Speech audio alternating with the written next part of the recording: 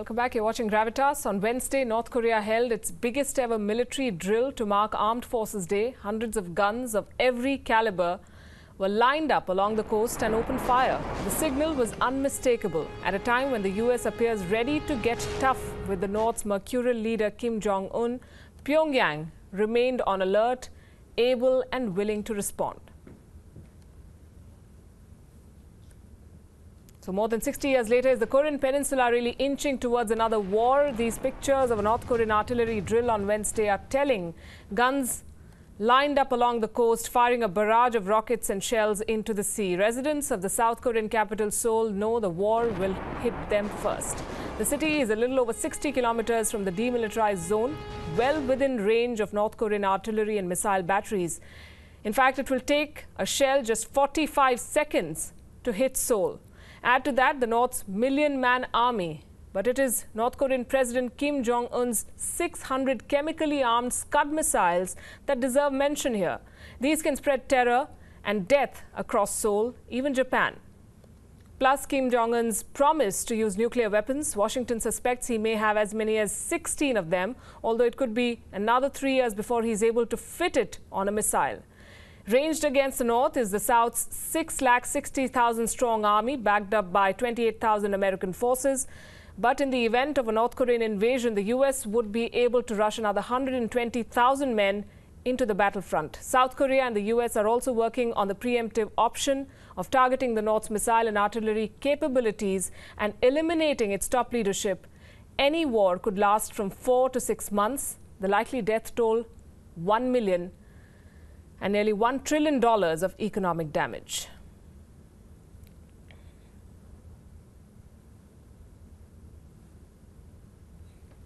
And joining me here in the studio, Professor Swaran Singh from the School of International Studies at the JNU and Einar Thangun, political and economic commentator with us from Beijing. Good evening to both of you.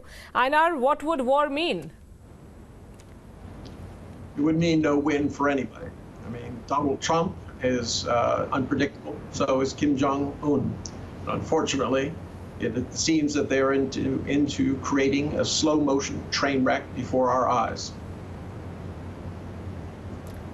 Professor Singh, do you foresee war and the consequences? I don't immediately see war as very imminent, but definitely there is tremendous tension. And we have known Korean leaders for a long time. And it's been a closed society, difficult to predict. But I think what makes it particularly interesting is that United States leadership also now is relatively unpredictable, and his recent decisions on missile attacks on Syria and attack in Afghanistan, and now sending that carrier task force which is going to show up in South Korea this weekend. That whole tension is building. I really hope something will happen that will resolve this issue sooner than later. But whether this will turn into war, that I don't want to really create a panic kind of a situation by saying I think war is possible. Similar tensions have happened earlier several times, including tensions between the United States and North Korea. Except that now North Korea's capabilities are much bigger and sophisticated. And the possibility of their use appears far more imminent with this new leader, Kim Jong-un.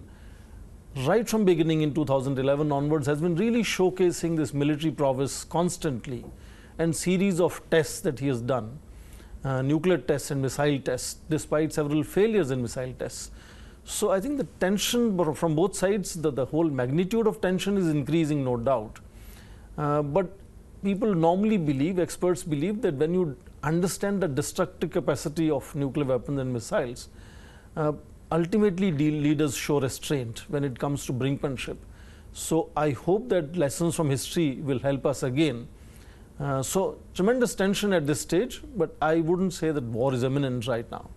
All right. Einar, no one in Seoul, for one, is heading for the bomb shelters. In the past 4 years, as Professor Singh also said, North Korea has increased the range of its missiles, but the ammunition is old. Do we have a fair assessment of what Pyongyang is capable of doing? No, we don't. During the military parade, there was a number of tracked vehicles. This is very important because that means they can go beyond the very limited road structure that North Korea has. And they had a lot of tubes. What's in those tubes is what everybody is wondering about. if they are in fact some like ICBMs that could in fact reach the U.S. But let me respond to my colleague. The fact is the United States will not stand for a nuclear-armed North Korea that has the capability to deliver ICBMs to America. That is absolutely a bright red line that cannot be crossed. I mean, this is something that Donald Trump has criticized Obama on, and it's something he intends to follow through on. On the other hand, North Korea refuses to give up its nuclear capability. It believes that this is the only leverage point it has for its survival. So you have two very unpredictable people who are on a collision course. And so, unfortunately, I do believe there's cause for grave concern. Right, and the Korean Peninsula, we can tell our viewers, is also the most militarized zone in the world.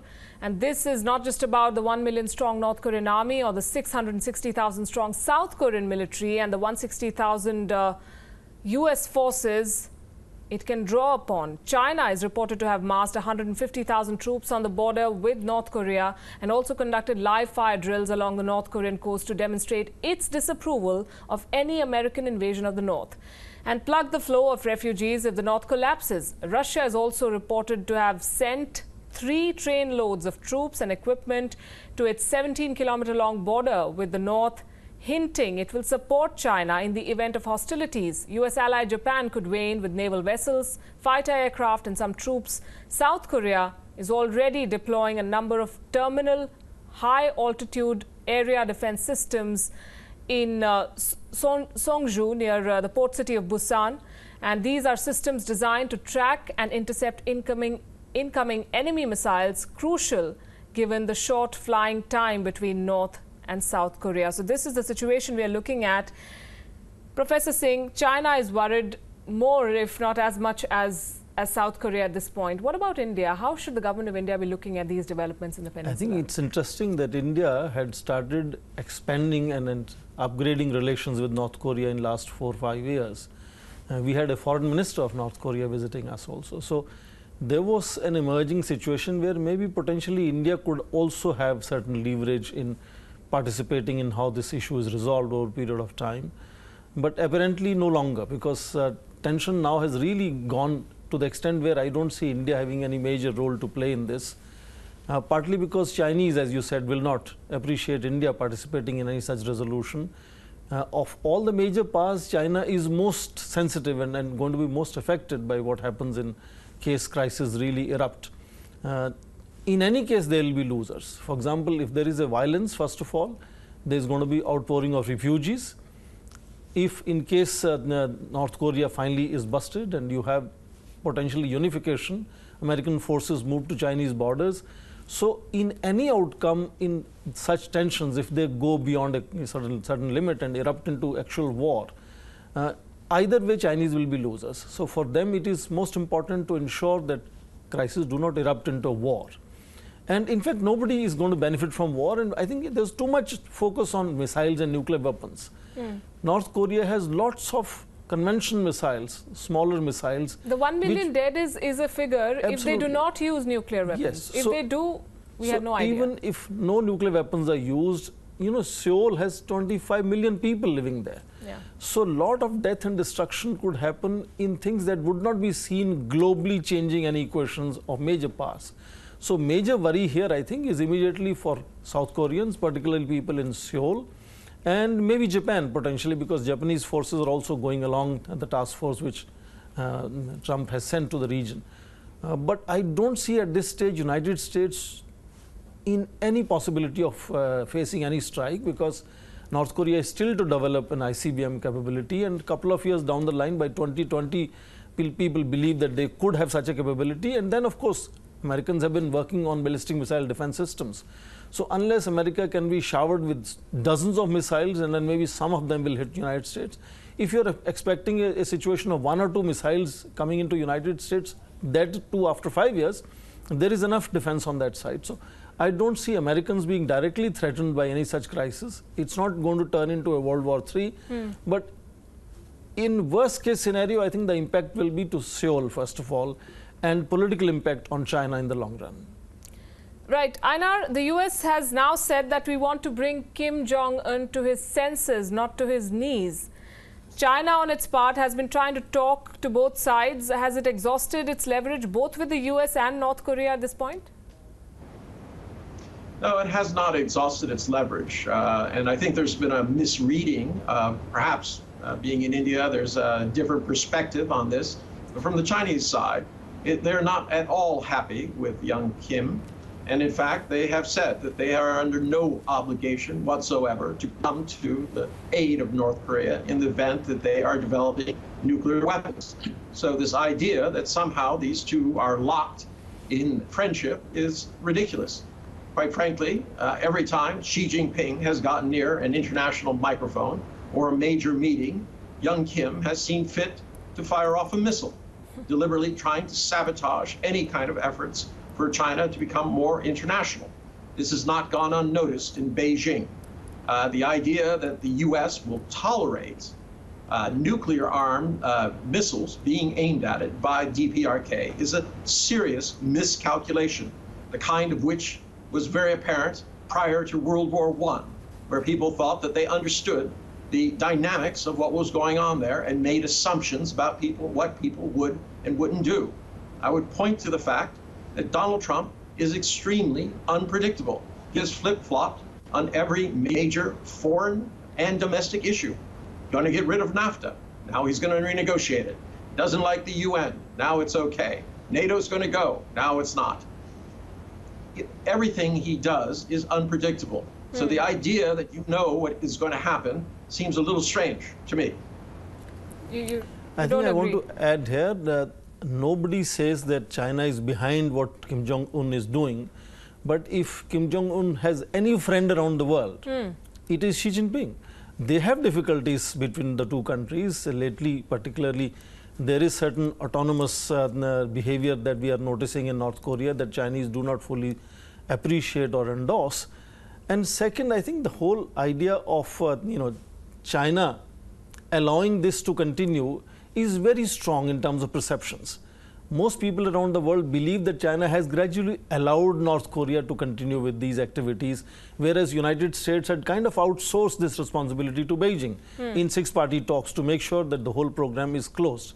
And last point, very quickly, I wish to make, I think we can continue this breastbeating about teaching a lesson to North Korea, but North Korea is not like any other country, like Iran, for example, or Iraq earlier.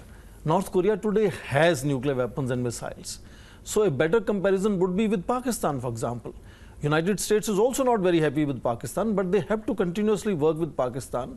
So I don't see a situation where you can imagine a possibility of complete rollback and elimination of North Korean program. They have fully tested 5 weapons according to them. They've done series of missile tests. So I think that this has to be ultimately some kind of a diplomatic solution where both sides will accommodate each other over a period of time. There is absolutely zero possibility of military solution, also zero possibility of North Korea eliminating its weapons program. It will be accommodated just like Pakistan was accommodated. Einar is not going to like the sound of it. Einar, North Korea being compared to another friend of China, which is Pakistan, nuclear armed and extremely dangerous.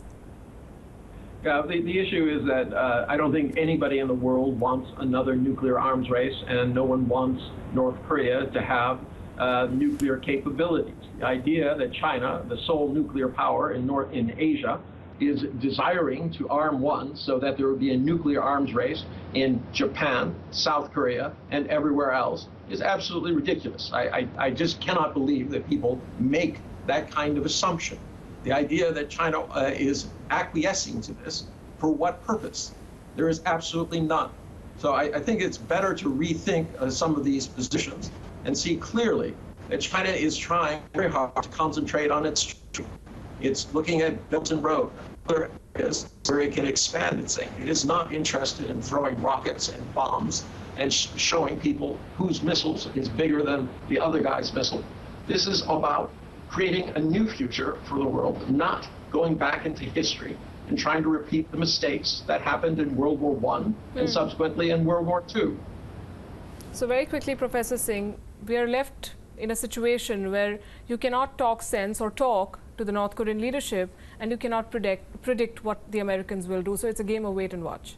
I think we will continue to engage North Korea. That is no longer an option that we can not engage North Korea. Trump himself is repeatedly saying now, initially he was talking about military solutions, now he's increasingly saying we will find diplomatic solutions. Is he? He's now saying diplomatic solutions. Okay. Because engaging, talking directly or indirectly is the only method at this stage. North Korea is a nuclear weapon state. Right now, neither South Korea nor Japan have responded by building nuclear weapons, which is an assumption often made. They both know North Korea has nuclear weapons capability. I don't see them responding immediately as long as Americans continue to guarantee their security. All right. I'll leave it at that, and we'll be watching the situation very, very closely. Aina Tangen, appreciate you joining us as always on Gravitas, and Professor Singh, thank you very much for your insights as well. And finally on the show, Donald Trump completes 100 days in office tomorrow, and among those marking the occasion are the legendary Simpsons. We're leaving you with these images. Thanks very much for watching.